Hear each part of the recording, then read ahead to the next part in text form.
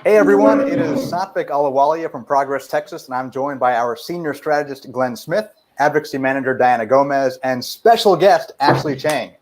Today we're going to talk about what it's like to be on the ground to defend abortion rights and voting rights at the Texas Capitol. Let me first introduce you to our special guest, Ashley. Ashley wears more hats than anyone I know, and is the host of the Rabble podcast, the founder of Rouser, and a DNC member representing the Texas AAPI caucus. On a personal note, she's someone I consider a mentor, a close friend, and the future life coach of my daughter. Ashley, why don't you introduce yourself and tell our fans a bit about yourself and what you're working on right now? Oh man, y'all, I'm tired and loopy. I've got like a tech sledge hangover, so this is gonna be a real happy hour. One of the things I'm working on that I'm really excited and wanted to name drop was started a thing called the Texas AAPI Redistricting Coalition. So super hyper focused on making sure that folks turn out and pay attention. It's going to be a long game here on redistricting this year. Well past the days of tech sledge for sure. So really excited about that, and also helping out Suffolk with our Stop Asian Hate rally happening at Houston-Tillotson on April 17th. So keeping very busy, many hats. Too many hats, maybe. Maybe two, yeah. Suffolk, you're supposed to be my life coach. Help I know, me you out gotta here. say no to some stuff. We all gotta say no. Right now and end this and say no to this and take a nap instead. That you can't do as your life coach. I don't think that's a good idea. But let's get on to the show. Ashley, again, we're so happy to have you here.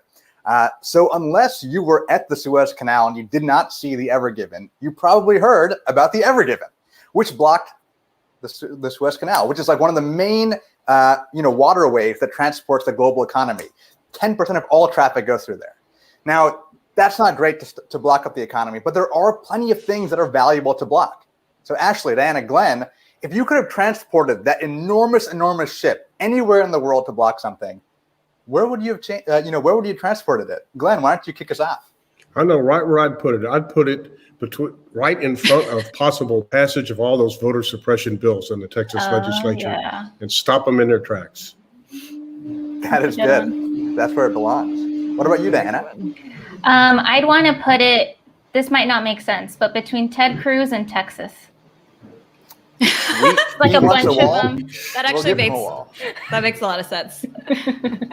What about you, Ashley? Maybe we should have just sent Ted Cruz there to the Suez Canal. Yeah, just hung out there. I mean, he's been looking. He's already going to Mexico.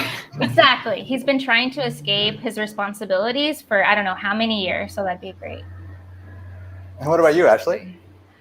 Oh my gosh! After spending an evening at the Texas Capitol last night, trying to block some of those voter suppression bills, I would say I might want to put it between me and every anti-masker that exists. Yeah. Were there a lot of them at the Capitol? Oh, yes. Oof.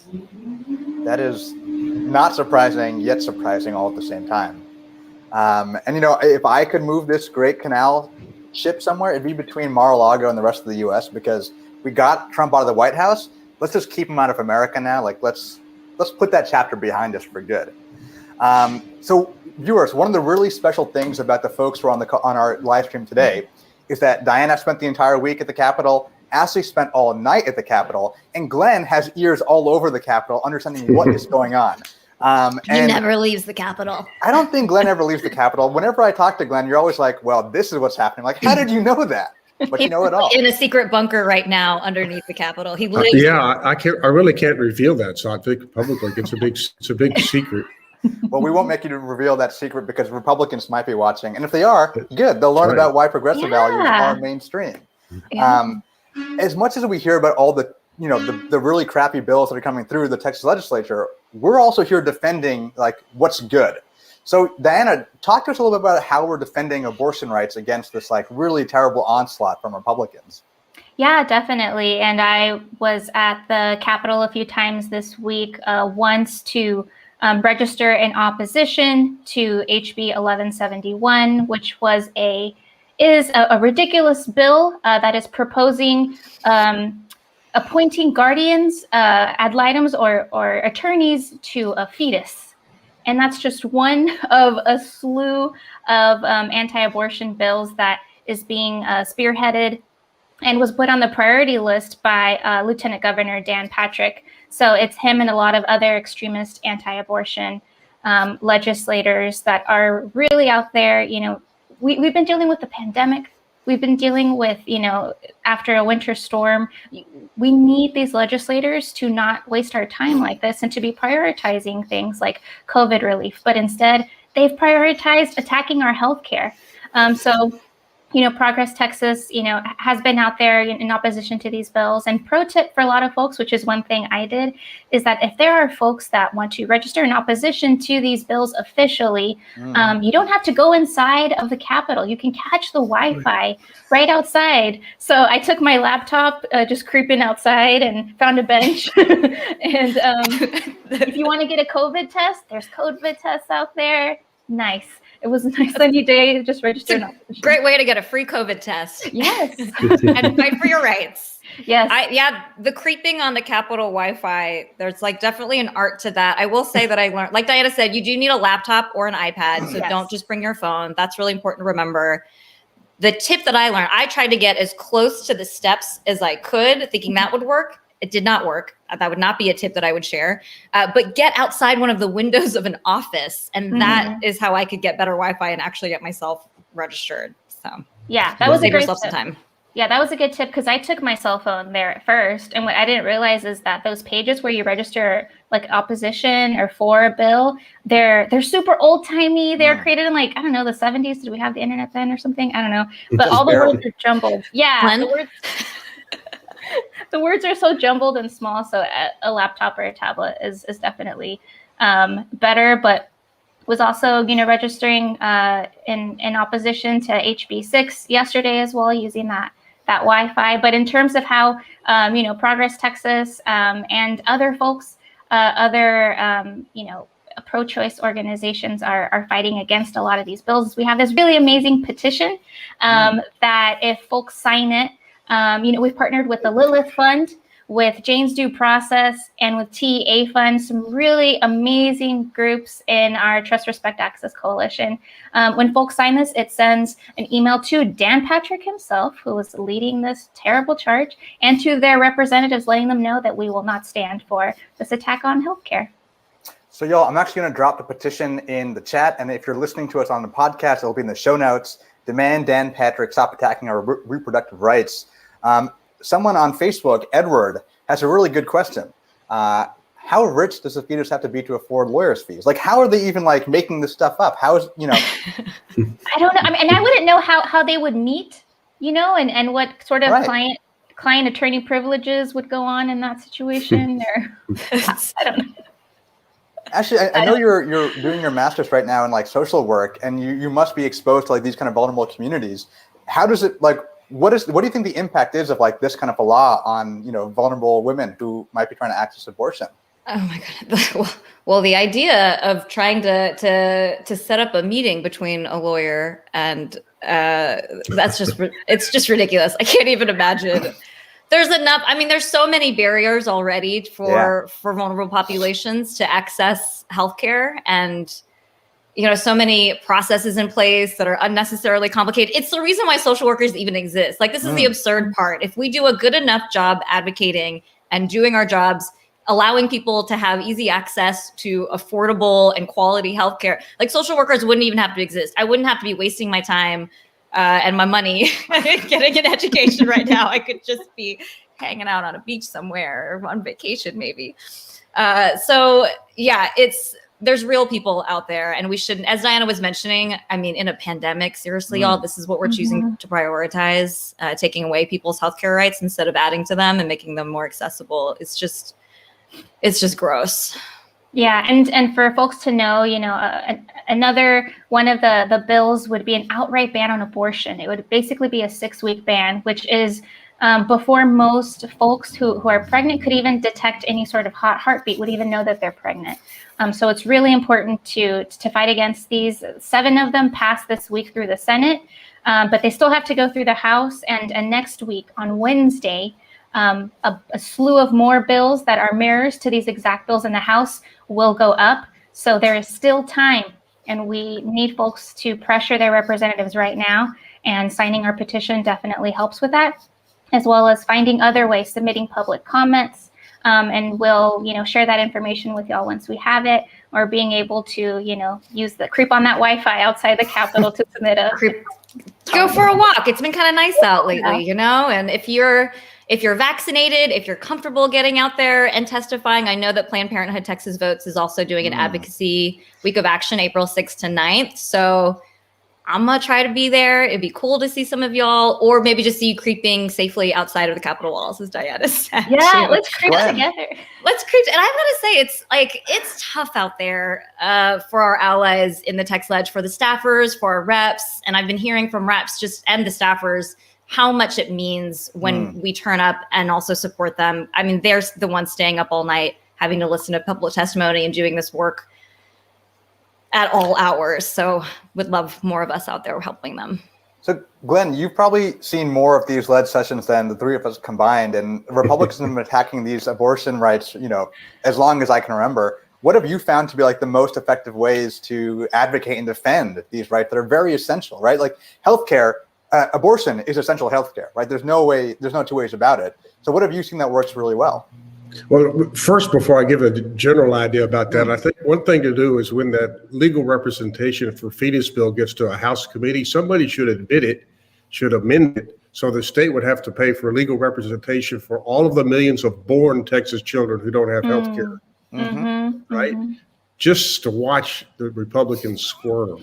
By the way, that is one thing that you could do to sort of stop passage on these things, just mess with it in parliamentary ways. Ooh. And I hope once it gets to the House that there'll be no parliamentary trick untried to derail these bills. In my own case, on the general argument and framing of the message, y'all are kind of doing, it's really important that people understand that abortion is health care. And it's really important to understand it as part of an overall assault on women's rights generally, right? And in all walks of life. And in times past, when we've advanced that argument, there have been Republicans who have admitted it, basically, and said, yeah, that's what we're doing. In other words, they really want to return to the sort of time of 50s television, where the housewife is barefoot in the kitchen and doesn't speak unless spoken to. I mean, it really is kind of where they're headed with these assaults on women. So I like to frame it in that larger sense whenever we get the opportunity. And that's not the only thing that Republicans are trying to roll back. At the same time that they're trying to roll back abortion rights and healthcare rights for women across the state, they're also trying to resurrect something called Jim Crow. And Biden adequately named it maybe Jim Eagle.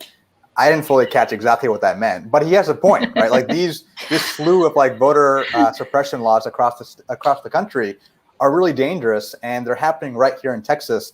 Diana, you, I believe, registered for a couple things at the Capitol. You want to talk about what that experience was like? Yeah, it was very similar. It was creeping part 2. Learn to not bring my phone, to have my laptop. What was really cool is you're able to get the Wi-Fi from the COVID testing center. So you can also, creep through there. But yeah, registered against HB 6 using that Wi-Fi. But I know, I was able to go and register, and then they went on break. But I believe, Ashley, you went there a bit later, right, to actually testify? You've got to register ahead of time to testify. So I registered against the bill, did my creeping outside of the offices, outside of the Capitol. I got a call from Jules Mandel, one of the advocacy managers over at Texas Freedom Network, saying, you can testify. I know you care about voting rights. I think she texted me at 10:30 in the morning, and I rushed down to the Capitol in my pajamas still at 10:38. And that's one of the beauties, because you're staying outside. So I was comfortable wearing my PJs outside. You should be comfortable wearing your PJs inside the Capitol. One, because you might be staying up until 4 a.m. while you're there. So you might as well be comfortable. It's your house, right? We pay for this building. You should treat it like it's such. But yeah, so I was able to leave, go back home, get some work done, and then came back at night and stayed for about 10 hours testifying and waiting for a friend to testify. We left at about 4 a.m. 10 hours. Many advocates were there starting at 7 or 8 to register testimony and help folks do the same. So they were there for more than 20 hours, I think.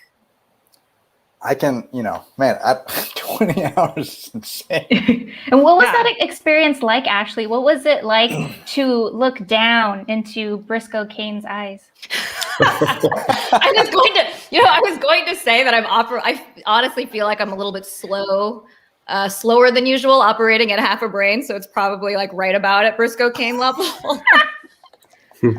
And you can't tell because this is either a podcast or it's a live stream to you. But I also am very short. I'm under 5 feet tall. So when I stood up to testify, I lowered the mic and I made a self-deprecating short joke. I was like talking about how this world is not built for short women. I thought maybe it would endear me to him, but I heard he didn't look amused. I don't think he liked that. But I heard that later on, I didn't catch him actually say this, but my friend Becky, who co-hosts the Rabble with me, texted me and said, did you hear him make his statement to someone that because he's a short man, he understands the way people with disabilities are often pushed aside and ignored. And that's why they're, in my mind, trying to take away their voting rights by making it harder for people with disabilities to vote in Texas. What? That makes no sense. That's my reaction to everything that man says. True. Well, he is shorter on reason and intelligence than he is in stature. So it doesn't surprise me a whole lot that he would be caught in such a contradiction. Well, so obviously Briscoe Kane, terrible person, trying to get through these terrible bills. What exactly is in these bills that will make voting so difficult? Dan, you've been studying this for a while. Glenn, you've been studying it for a while. Ashley, you just testified on it. What is in there that we don't want to get out? Glenn, what have you heard? Well, I'm just going to focus on one thing. There's a lot in there. It restricts mail voting, and it restricts what county officials can do to get people to fill out applications for mail ballots. It ends late hour voting, which was a huge benefit during the pandemic.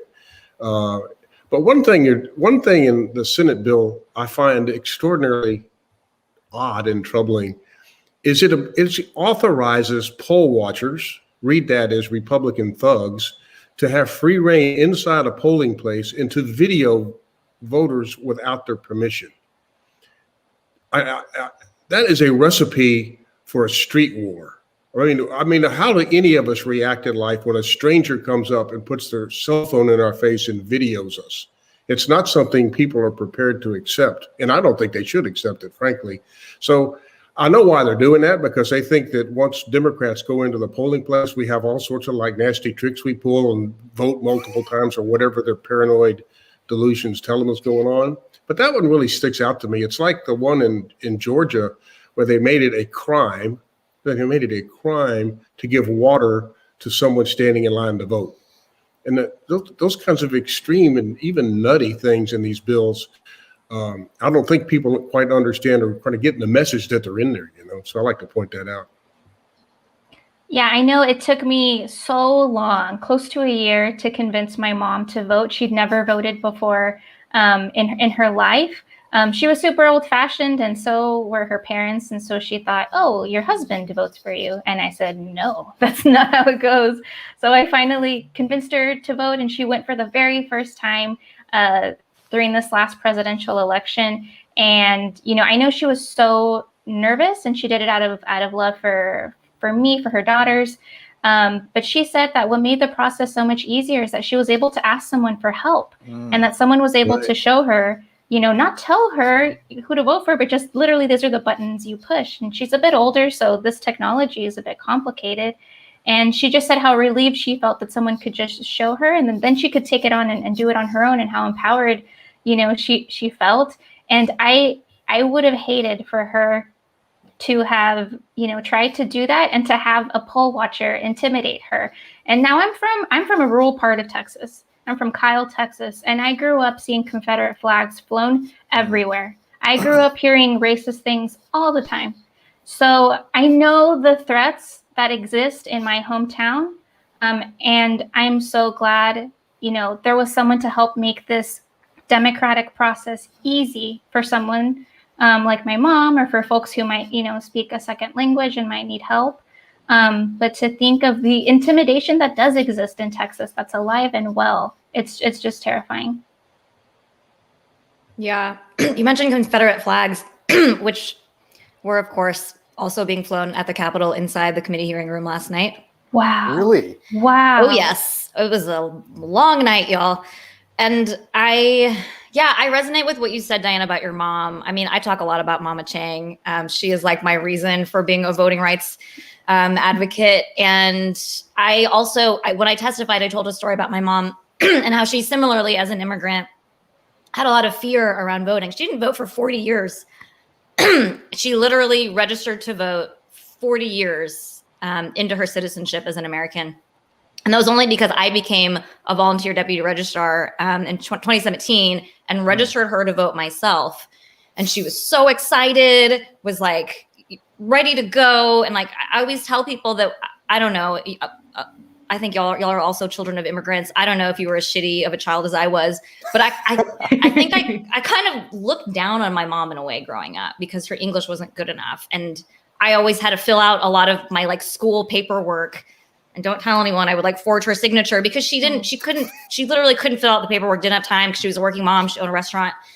And so, you know, all the other moms like were baking and helping their kids with their homework and doing all this stuff I thought moms were supposed to do at the time. But then as I grew older, I realized how wrong I was. I realized how many barriers there are, you know, that she wasn't apathetic about politics and civic engagement, that it was the other way around, right? That politics and government were apathetic literally about her and her rights and making these processes more accessible for her and approachable. And so when I registered her to vote myself, turned in the paperwork, I literally became a VDR so I could do this myself, walked her to vote for her very first time in 2018, you know, held her hand as we went in through the produce section of her local Randall's, and we walked up and she wasn't on the voter rolls.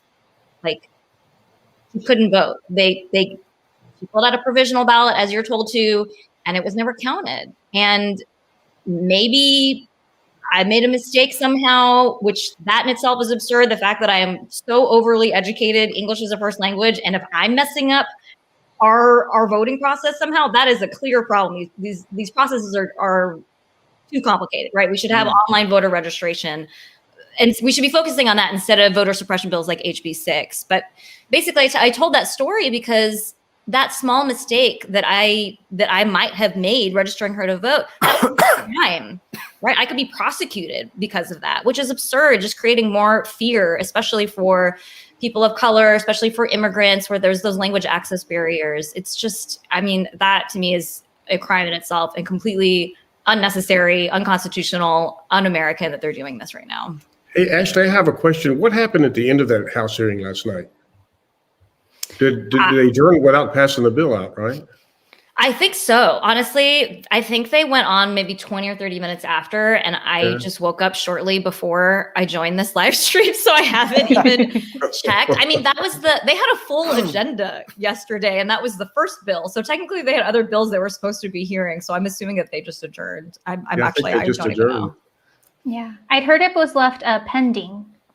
Yeah, that's good news because every day of a delay is a help to us in trying to defeat these measures. So that means they won't vote it out until sometime next week, which means it doesn't go to the calendars committee, which sets the calendar for the full House, probably for 2 weeks.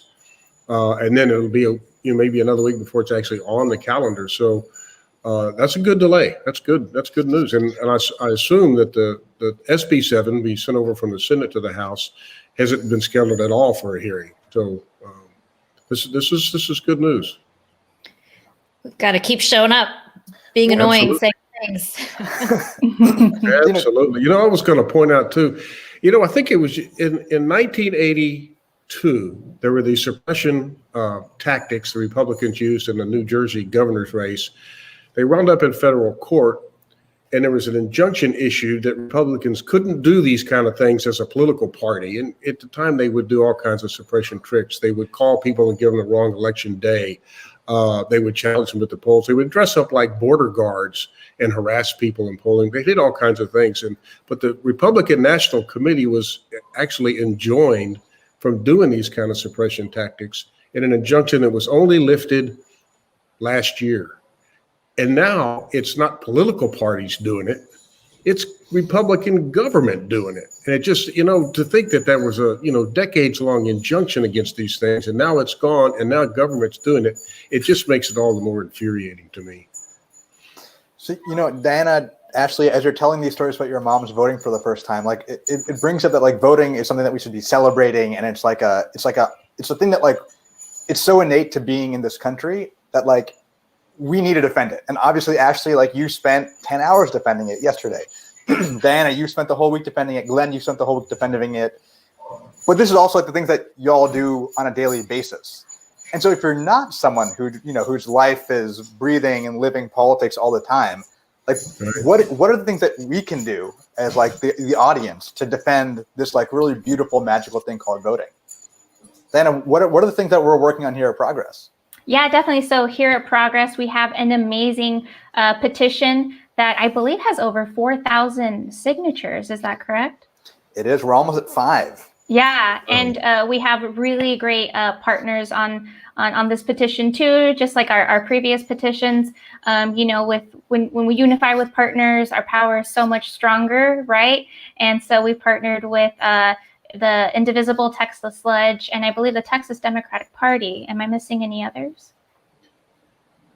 I think that's right. Yeah. So right. Really great. 5,000 of you. Yes, and close to 5,000 of you. So, this is one that if you're not sure what to do, this is a really quick way. When you sign this petition, and most of our petitions work like this. So when you sign this one, it sends an email to your representatives. You just put, where you live, and it lets them know that you will not stand for, attacking our voting rights. So this is, a really great way. And like I mentioned before, with any other bill, you can also, go outside and creep on that Wi-Fi to register, for great bills, but also against, really, really terrible bills, and also submit public comment. And those are resources we will also share with y'all. So I'm going to drop this petition into the chat, and for those who are listening to it, you'll see it in the show notes. Again, like Diana said, our petitions aren't just like a random signature.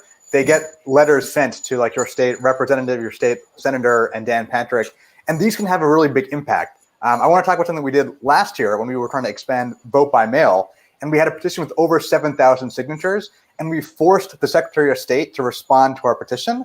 And what that led to was a series of lawsuits by the Texas Democratic Party and other voting rights organizations to make sure that we could all vote by mail. So, this is not, it might seem like an easy thing, type your name in and whatnot, but the impact when we do it all together, 5,000, 7,000, 10,000 people, is we can really change the future of our state and of this country by being able to like expand voting rights and protect them. Yeah, definitely. And besides, signing it, feel free to share it with friends and family. I think on an individual level, stuff like that's really great.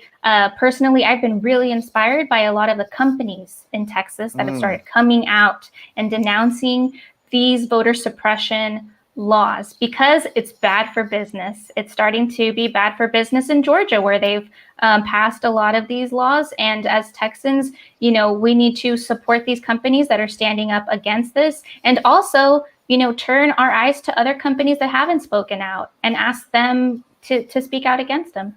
I was going to say, that's one thing people can do is call these companies and get them on the phone and demand that they speak out against the bills. Or maybe some of you out there have an aunt or an uncle who's the CEO of a company. So go knock on their door and say, hey, Andy, speak out. It's time. This isn't right.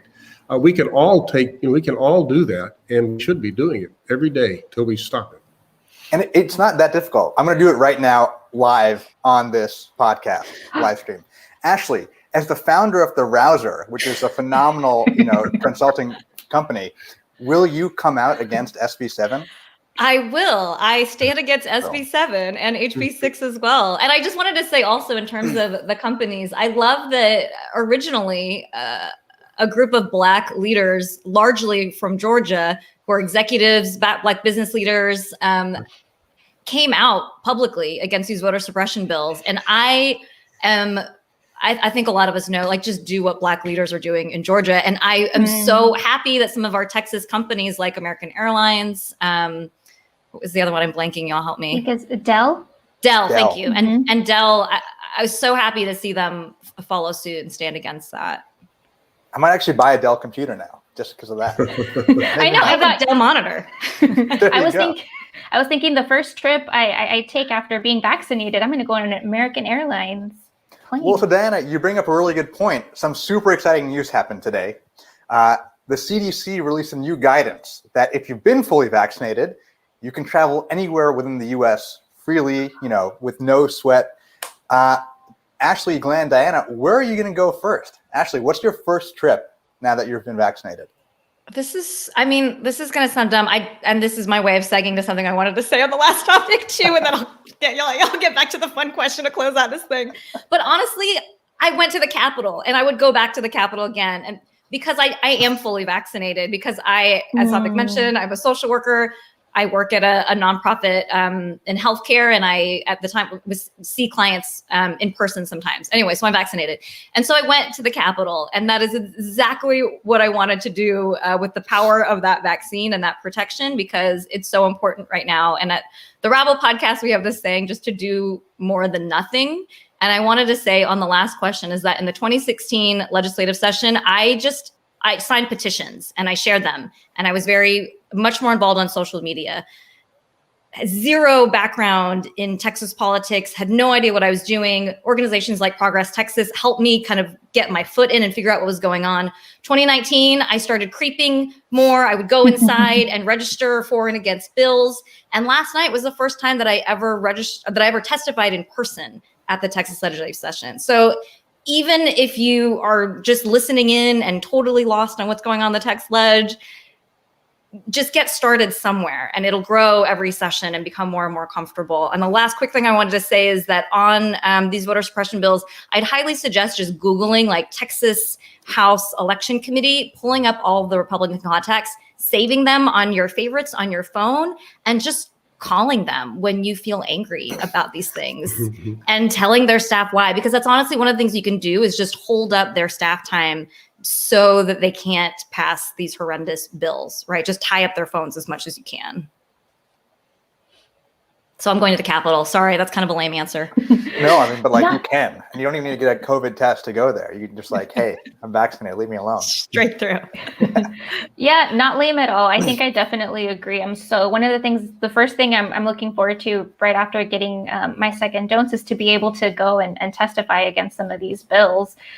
Because as much of a healthy and safe step as it is to creep outside, I can't wait to get in there and fight those terrible people that are maskless and wearing the only cloth they're carrying is the cloth of the Confederate flag. That is infuriating and terrible. But if I had to choose a plane ticket, I might fly on American Airlines. American Airlines plane ticket. Or apparently Southwest, according to Ken on Facebook. Right on. Yeah. So I'm looking for more of these airlines to come out against it, to have more, choice. Might go to New Mexico, perhaps New York. And it is a pure coincidence that both of these states have passed some sort of marijuana legalization. Total coincidence. You know what? I'm going to fly with you on that one, I think. Yeah. That's a great idea. And if I don't make it to New Mexico, one of my favorite places on earth that I've been going multiple times a year since I was 16, and that was a couple years ago, is the desert mountains of West Texas. I just love it out there. So, and I haven't been there since the COVID hit. So that's the first place I'm going. Those all sound amazing. I'm going to go to Fort Myers in Florida, where my in-laws live, because I'm having a kid in a few weeks. And after she's vaccinated and I'm vaccinated, my wife's vaccinated, I want to put her in the pool in her grandparents' backyard and just chill out. So I'm not as altruistic as you, Ashley or Diana, but definitely going to go to her grandparents' pool. I love that. As her life coach, I will head there after the Capitol. Very good. There you go. Diana, Ashley, Glenn, thank you all for lending your expertise. Everyone who's watching and listening, thanks for joining us.